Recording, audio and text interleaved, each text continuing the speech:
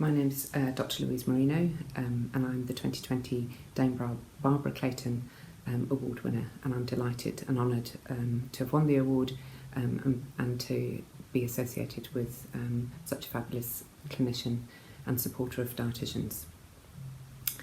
I entered the award because I'm at the end of a 6-year quality improvement project, and it just felt like a natural time to put in an application and see whether or not the work that we've been doing would be recognised, which it was.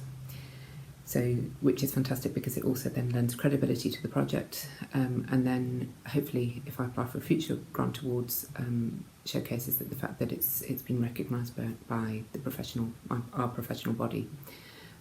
So I currently have a split role. I work at University Hospital Southampton NHS Foundation Trust, so I work clinically in paediatric intensive care, neonatal intensive care, and also cardiology. And then I am a co-programme lead at nutrition and dietetic department at the University of Winchester. So why did I apply? What was the project? It was when I first started at UHS in 2013. When I worked on PICU, I noticed that the cardiac babies were quite short, and they seemed to be quite thin. So my experience of South Africa was similar, but I hadn't expected the babies that I was coming across in the UK to be similarly undernourished. So I did a large clinical audit of children coming through outpatients for a year, collected 2,000 weights and heights, and then found that 28% of our infants were stunted, so had a -2 Z-score.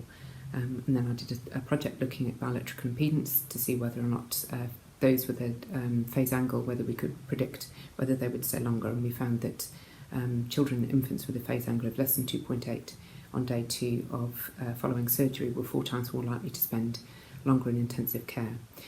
So this all became part of an application for an NIHR ICA clinical lectureship, which was to improve growth before surgery in infants. So I was successful in that, so I developed a nutritional pathway using a Delphi consensus, and then in collaboration with Southampton Children's Hospital charity, I developed some recipe books to help give some parent information to make the most out of every mouthful, and then we implemented the nutritional pathway in a small initial study and found that growth in infants was significantly improved at 12 months of age, and also we had reduced length of PICU stay by 10 days. So it was a successful project. So what's next for the work? Next is trying to implement our findings of the pathway around the country and do a larger study, and then also develop a post-surgical pathway, because 6% of infants develop feeding difficulties after surgery, so it's trying to support those parents better because often they feel abandoned. So why should you apply? Start small. Apply for a BDA, get grant, you never know. As dietitians, we're not very good at shouting out about how brilliant we are and what successes we do, and we always think everyone else owns the outcomes. Be bold, be brave.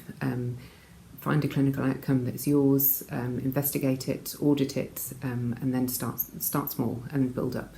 You never know, but we need to, the BDA has been doing some fantastic work on outcomes. So find out more about it. I'm always happy to help people, so drop me an email, and yeah, take it from there. And none of this work wouldn't have been possible without the army of people and collaborators I've worked with. So I'm really grateful to a whole host of people that are too many to name here, but they include researchers at the Faculty of Health Sciences, Southampton University, consultant cardiologist, consultants with a special interest in nutrition, obviously the fabulous dietitians at Southampton's Children's Hospital, speech and language therapists, the cardiac liaison nurses, and then also the paediatric BDA subgroup for cardiology and PICU. Without their help, as part of the Delphi consensus, this wouldn't have been possible. So thank you very much to everyone. I owe my success for this award to them.